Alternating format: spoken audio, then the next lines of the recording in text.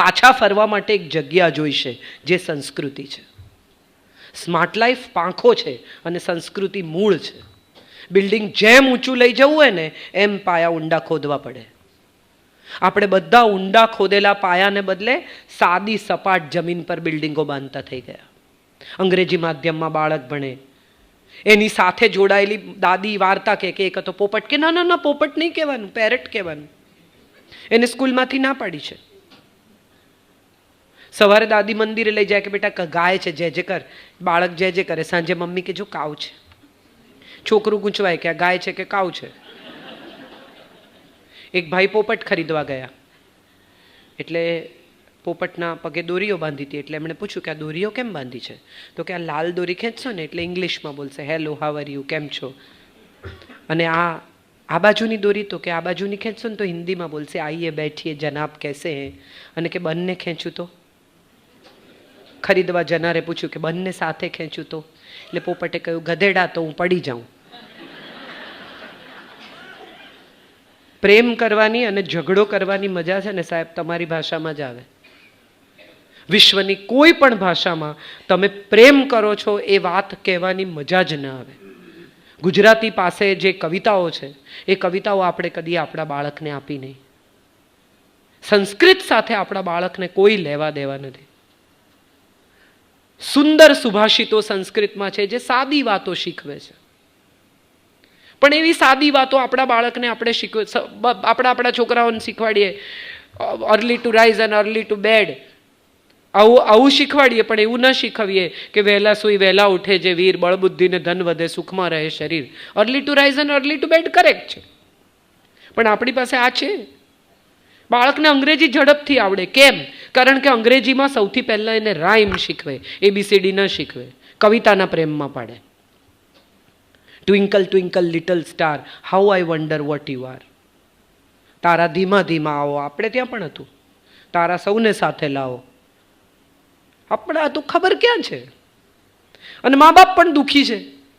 અને પછી જ્યારે 14-15 વર્ષનું છોકરું અંગ્રેજીમાં તમારી સાથે ઝઘડે છે ત્યારે તમે એને એમ કહો છો કે આવે તોછડી ભાષામાં વાત નહીં કરવાની, don't talk to me like this.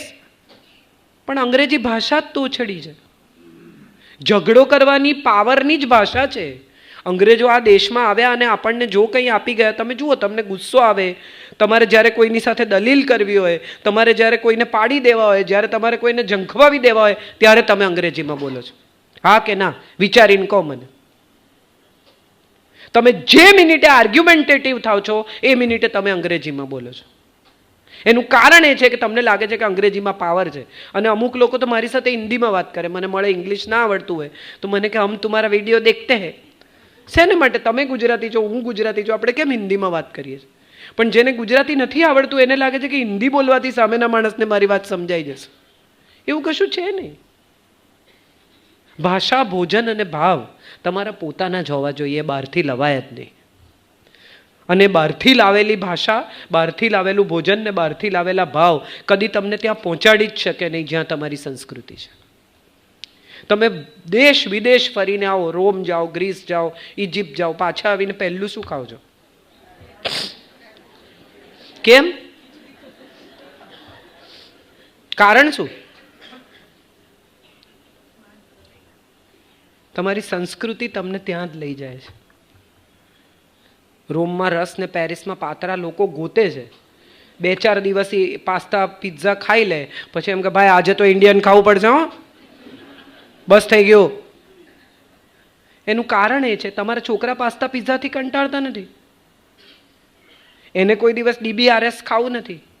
સાંભળ્યો છે આ શબ્દ DBRS? દાળ ભાત રોટલી શાક. મારા ઘરમાં મને શીખવી દીધો છે. શું બન્યું છે? આમ તપેલું ખોલીને જો DBRS. એ લોકોને પાસ્તા પિઝાથી થાક નથી લાગતો કારણ કે એ લોકો સંસ્કૃતિ સાથે હજી જોડાયા જ નથી. અને જે સંસ્કૃતિ સાથે જોડાયા નથી એ ફ્લોટિંગ છે, એ ગ્લોબલ નથી, એ ફ્લોટિંગ છે, એ ક્યાંય સ્થિર નહીં થાય. આજે આપણે કહીએ છીએ લગ્ન નથી કરતા, એમને સંતાનો પેદા નથી કરવા, પણ એ કેમ નથી? કારણ કે એમને લગ્ન વિશે જોડાયેલી આપણી સંસ્કૃતિની માન્યતા જ ખબર નથી. શું કામ કરવાના લગ્ન? What is it? સાથે સાથે વૃદ્ધ થવું એ માત્ર આપણી સંસ્કૃતિ શીખવે છે. આપણે શીખવ્યું કે બે લોકો વધે, વૃદ્ધિ થાય. એ વૃદ્ધ શું વૃદ્ધિ થાય?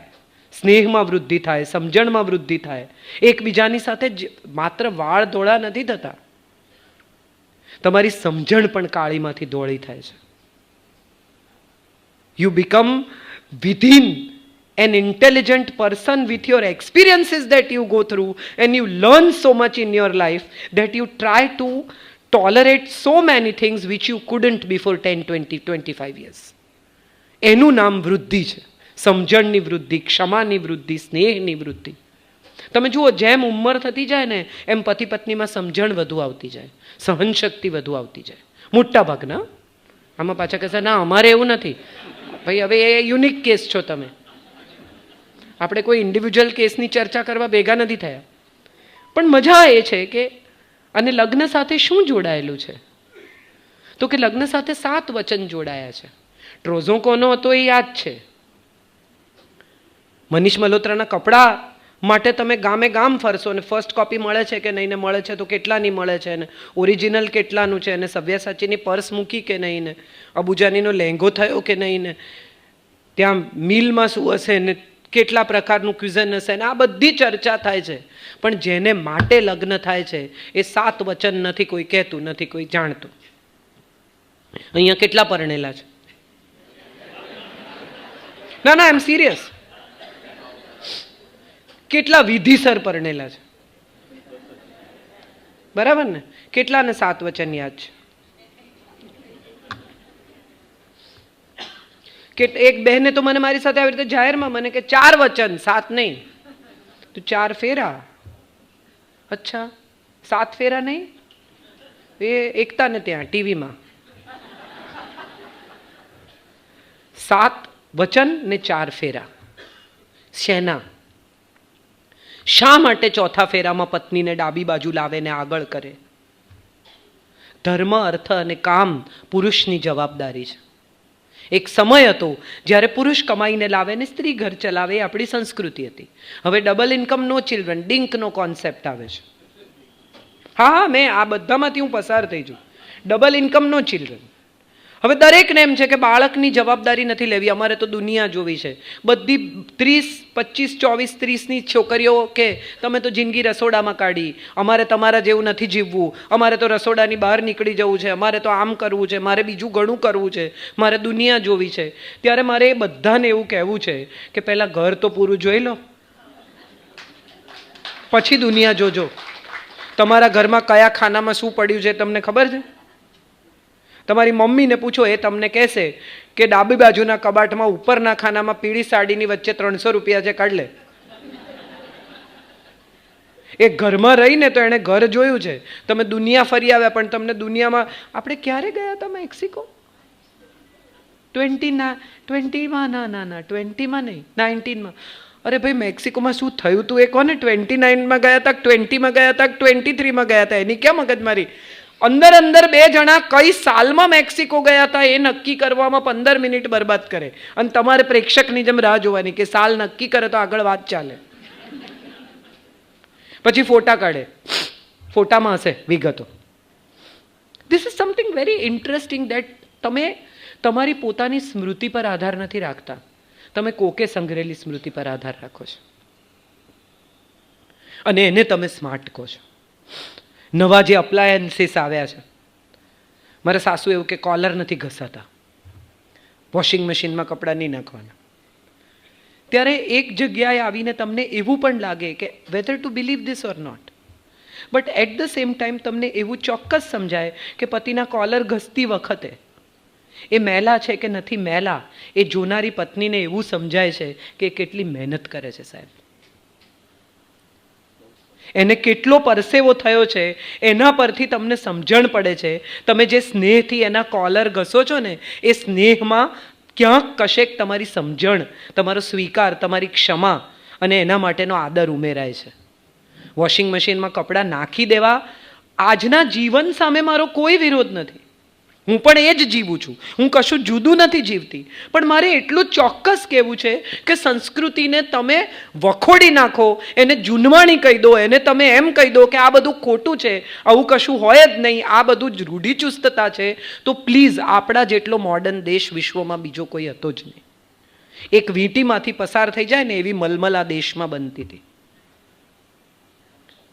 આપણને ખબર નથી માટે આપણે એવું માનીને ચાલીએ છીએ કે આવું બધું કંઈ હતું નહીં, આ તો બધી વાર્તાઓ છે, આવું કંઈ હોય નહીં. પણ મારે બધાને કહેવું છે, એક સુંદર સુભાષિતમાં કહ્યું છે કે માણસે પોતાના વર્ણમાં લગ્ન કરવા જોઈએ. કેમ? તો કે કાગડો કોઈ દિવસ મોરને પરણે છે? ગાય કોઈ દિવસ કૂતરા સાથે લગ્ન કરે છે?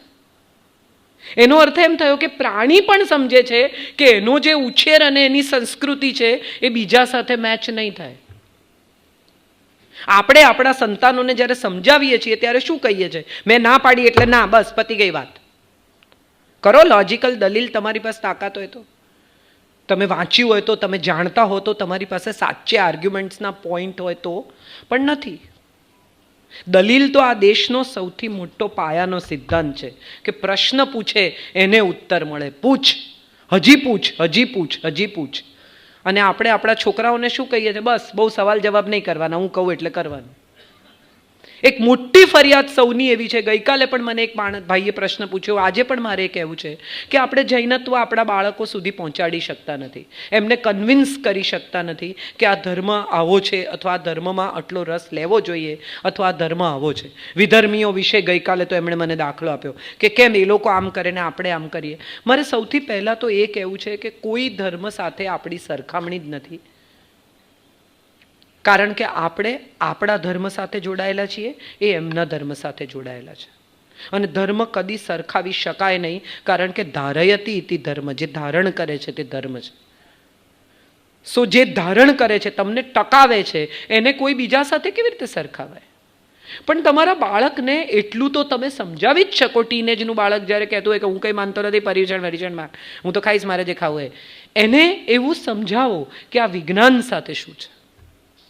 તમારી સંસ્કૃતિમાં વિજ્ઞાન છે, તમારી સંસ્કૃતિમાં આયુર્વેદ છે, તમારી સંસ્કૃતિમાં ટેકનોલોજી છે, તમારી સંસ્કૃતિમાં બુદ્ધિ છે, સમજણ છે. આ બધું સ્માર્ટ લાઈફ સાથે જોડીને તમે એનો નાશ કરી નાખ્યો.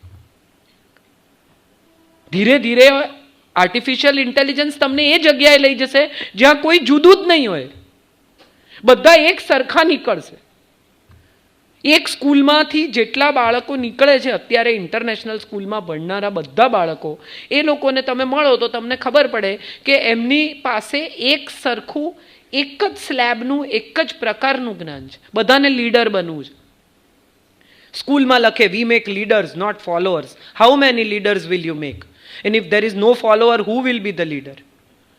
Leader will only happen if there are followers. હું એકલી અહીંયા બોલતી હોઉં, ખુરશીમાં કોઈ ન બેઠું હોય, તો મને ડૉક્ટર પાસે લઈ જવી પડે કે આ બેન હવે માનતા નથી. So if you are listening, there is somebody who is speaking. We make leaders, there is no follower. એવું જે સ્કૂલ કહેતી હોય એ સ્કૂલે સમજવું પડશે કે ફોલોઅર જ નહીં હોય તો લીડર આવશે ક્યાંથી? દરેક લીડર બની જશે તો ફોલોઅર કોણ હશે? બધા જ તાનસેન હશે તો કાનસેન કોણ હશે? દરેક અહીંયા ગાવા બેસશે તો સાંભળવા વાળા ક્યાંથી લાવશો? ક્યાંક કશેક આપણે બધાએ આ વાત સમજવાની જરૂર છે. જીવન એ સ્માર્ટ લાઈફ સાથે જોડાયેલું છે. ટેકનોલોજી પ્રવેશી રહી છે, તમે રોકી નહીં શકો, પણ તમારે એટલું ચોક્કસ કરવું પડશે કે જ્યાં ટેકનોલોજી વગર જીવી શકાય ત્યાં થોડુંક ટેકનોલોજી વગર જીવવાનો પ્રયત્ન કરો.